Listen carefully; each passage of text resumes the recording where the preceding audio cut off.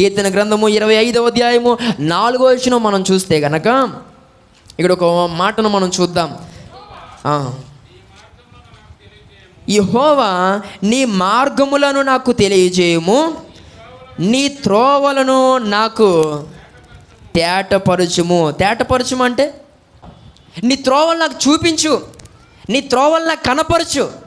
నీవు నాకు నీ త్రోవలు చూపిస్తే, నీవు నాకు నీ త్రోవలను తెలియజేస్తే నేను ఆ త్రోవలో నేను నడిచి వెళ్తాను. ఈ మాటలు నా ప్రియ సహోదరి సహోదరుడా, నేటి దినాల్లో చాలామందికి ఏ దారిలో వెళ్ళాలో, ఏ మార్గంలో వెళ్ళాలో, కొంతమందికి ఏం చేయాలో అర్థం కావట్లేదు. దేవుని స్తోత్రం కలుగునుగాక. కొంతమందికి తెలియట్లేదట ఏ దారిలో. ఎందుకంటే దేవుని మార్గం ఒకటి, అపవాది కూడా వచ్చి మరొక మార్గాన్ని ముందు పెట్టి ఇది కూడా దారే, ఇది కూడా మార్గమే, దీంట్లో కూడా నడవచ్చు, ఆశీర్వాదాలంటే ఇదిగో ఉన్నాయి ఈ దారిలో కూడా, క్షేమం ఇదిగో ఉంది ఈ దారిలో అని నువ్వు ఆశించినవన్నీ కూడా వాడు డిజైన్ చేసిన మార్గం నీ ముందు పెట్టి ఇలా వచ్చి అని ఆ త్రోవలో వెళ్ళిపోయేటువంటి నిన్ను ఏం చేస్తాడు, ఈ త్రోవలోనికి రప్పించే ప్రయత్నం చేస్తాడు. ఇలాగా అనేక త్రోవలు ఈ లోకంలో ఉన్నాయి. కానీ ఒక చక్కని ఆత్మీయుడుగా, ఆత్మీయురాలిగా నీవు ఆలోచన చేయాలి, ఏది దేవుని మార్గం, ఏది నిజమైన మార్గం అని అన్వేషణ చేయాలి. ఏది దేవుని చిత్తం, నేను ఏ మార్గంలో నడవాలి. నీకు తెలియట్లేదా, నీ వల్ల కావట్లేదా, మోకరించి ప్రార్థించే, అయ్యా నీ మార్గము నాకు తెలియచేతండి, నీ త్రోవలు నాకు తెలియచే ప్రభు.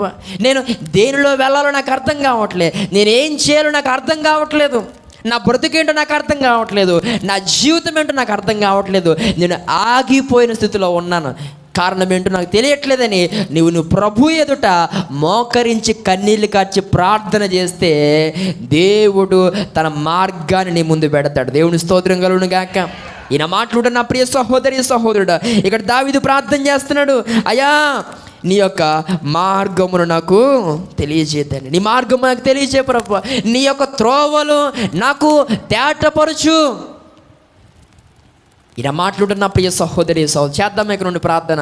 నీవు ఆగిపోకుండా ఉండాలి అని అంటే, నీవు నీ జీవిత ప్రయాణంలో నువ్వు ముందుకే కొనసాగిపోవాలి అని అంటే, ప్రతిరోజు నీ ప్రార్థనలో వాడుకగా నువ్వు ఈ మాటని నువ్వు కలుపుకుని ప్రార్థన చేయాలి. ఏంటంటే, అయ్యా నీ త్రోవలు నాకు తేటపరచు, నీ త్రోవలు నాకు తెలియచే ప్రభు.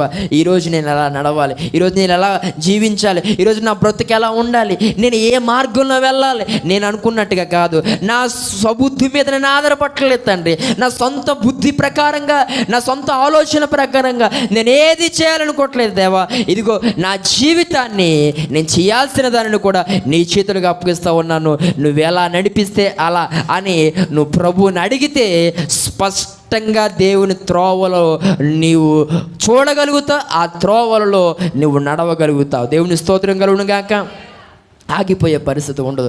బహుశా నేను అంటాను, నీవు డిజైన్ చేసుకున్న త్రోవలో నువ్వు ఆగిపోవచ్చేమో, కానీ నీవు అనుకున్నటువంటి మార్గాలను ముందుకు వెళ్ళి అపజయము నువ్వు పొందొచ్చు. కానీ బహుశా ఇతరులు వారు వీరు చెప్పినటువంటి ఆ సలహాల ప్రకారంగా, వారు వీరు నీకు ఇస్తున్న డైరెక్షన్ల ప్రకారంగా నువ్వు వెళుతూ నీవు చాలా సందర్భాల్లో అవమానము అనేది నీవు పొందుకొని ఉండొచ్చు, తలదించుకునే పరిస్థితులు నీకు వచ్చి ఉండొచ్చు. కానీ దేవుని మార్గంలో వెళితే ఇప్పుడు నేను అన్నవేమీ కూడా నీకు కనబడవు. దేవుని స్తోత్రం కలుగును గాక.